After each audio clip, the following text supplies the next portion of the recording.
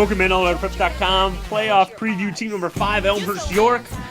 My boys with all the horses who got a three-way tie of the West Suburban Silver Crown thanks to Glenbard West getting upset in Week 9 by Lyons Township.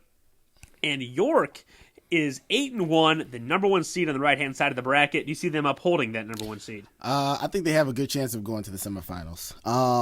Looking at where they are in their bracket, some of the teams that they have to face, if they can get past Lockport, I think they would probably more likely go up against Naperville North. You say Marist. I think they can beat a lot of these teams, so I really think that they control their own destiny. And then you see them probably going down to Mount Carmel. Yeah, at that point. I would have to say if I had to pick between those two teams, I would see Mount Carmel winning that game. And I base that more off of their conference, but, that can totally be offset. Well, yeah, I got them losing to Marist in the second round. Regardless of who wins, that is a tough 8-9. Marist, Naperville North, both teams that are battle-tested out of really good conferences. Oh, yeah. So a not typical 6-3 teams would probably be 8-1 if they were in the West Suburban Silver. Yeah. And so I don't really think it's an upset if Marist or Naperville North would beat York because of the conference they play in. But if York is going to make a semi-run, like you say, they're going to rely heavily on the legs of my guy Ryan Kent. Yeah, the horse in the backfield. And I'll tell you what, he's doing great things over there at York. He's rushed for over 1,000 yards.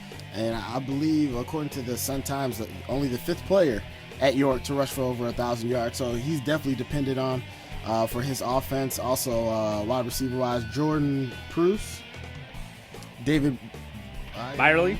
Yeah, I think that's the same. Jim Nudera, a couple targets there to throw to, because they need to develop a little more passing game, because otherwise people will just focus in on the rush game, and that could cause problems.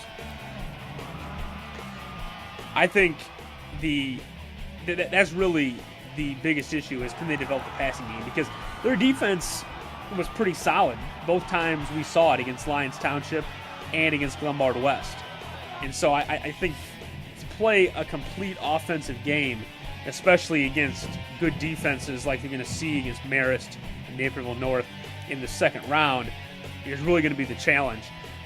And I think the thing that might hurt them the most is that Lockport is, we talked about this when we were kind of breaking down the bracket earlier. Lockport's not your average 16 seed. No. They can't just start preparing for Marist or Naperville North. They have to make sure they're ready for Lockport, otherwise they can get stung in the first round. No, Lockport is a program, though they're 5-4 this year, they've been to the playoffs before. They've been, obviously, both of our senior years. Yeah, back-to-back titles. Back-to-back titles. So this is a program that knows what to do when they get in the playoffs, and once they're in there, they're good to go. So York, and they got a good coaching staff over there. They're not thinking about the second round or anything like that. So the other thing, like you said earlier, unlike the lower classes, once you get to 7A and 8A, you have to, like you said, worry more about the pass. When you're at 5A, maybe a little bit of 6A and 4A, if you can defend the run, you're pretty good to go. So for York, figuring out what some of these teams are going to be doing, it's having a balanced attack is a big deal. Yeah, because really, if you look at their schedule, I saw Hinsdale Central play. They're really not comfortable passing. Glenbard West, although they put together a pretty good pass game against York in that game, that we were there for 12 of 15 with a couple touchdowns. Glenbard West really prefers to run. The only team, and we were at that game too, is the LT. LT was a little more of a passing offense. Yeah, and it was hard to tell from that game. There were so many penalties. It was super windy. A lot of turnovers. So yeah, it was a hard game to judge each team, but that's definitely something that they're going to have to work on if they want to proceed in the playoffs. So yeah, and that's what I said. Ryan Kent's a proven commodity. He's a rugged runner. He's not the speed demon that Joanna Cooey is, but again, he'll run you over though. Yeah, I think that it's all about the offensive line. If you have an offensive line that's not Glenbard West elite, it's almost better to have a guy that's a little slower but it's going to break some tackles, because if your offensive line's not picking up all those blocks, you really can't use your speed. That's true.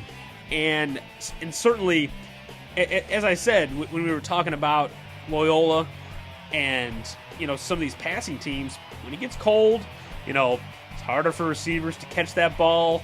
Yep. It's not it can't be comfortable to be out there if it's snowing or just if it's under freezing temperatures.